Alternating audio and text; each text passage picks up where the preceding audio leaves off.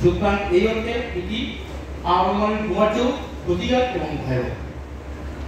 আর যে ব্যক্তি মাদক গ্রহণ করে সমাজে উৎকৃষ্ট, সবাই তার দিকে বাঁকা চোখে তাকায়। যে ছেলেটা মাদক গ্রহণ করে তার বোনের বিয়ে হয় না, মানুষ বলে ও তো মাতাদের বোন। মা বাবা সমাজে মুখ দেখাতে পারে না, সমাজের কলঙ্ক বলে গণ্য হয়, কেউ তো পছন্দ করে না। এই যে মাদকের এত খারাপ দিক, যে মাদক কখনো আমাদের বন্ধু হতে পারে না। আমরা এই দেশে বাস করি, 90% মুসলমান। আমরা এখানে অনেকে দেখছি, অনেক মেয়েরা হিজাব পরা আছে, তাই হিজাব পরা না তাদের মধ্যে মুসলমান আছে। আমাদের কোরআনে কি বলছে? উত্তম বিশ্বের কোথায় আসছিল 4 ধাপে এটাকে নিষিদ্ধ করা হয়েছে। আমি ঠিক বিস্তারিত ব্যাখ্যায় যাব না।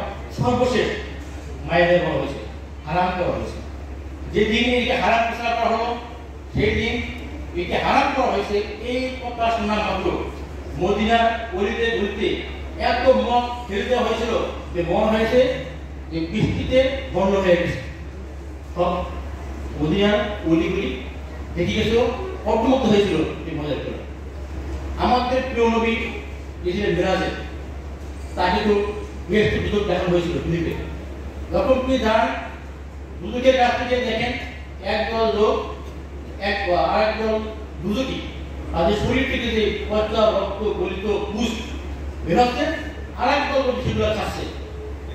আমরা আসলে জিজ্ঞাসা করলেন কারা এই যে গলিত রক্ত পুষ চাচ্ছে?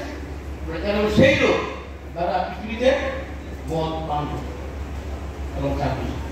সুতরাং যে মদ আমাদের ধর্ম নিষিদ্ধ, এমনকি যে ত্রিপিটক বৌদ্ধ ধর্ম, সেখানেও মদ নিষেধ। যারা বৌদ্ধ ধর্ম তাদের 5টা নীতি মানতে হয়, বলে পঞ্চশীল। একটা যে বলবে আমি বৌদ্ধ, তার 5টা নীতি মানতে হবে। একটা জীব হত্যা করা যাবে না।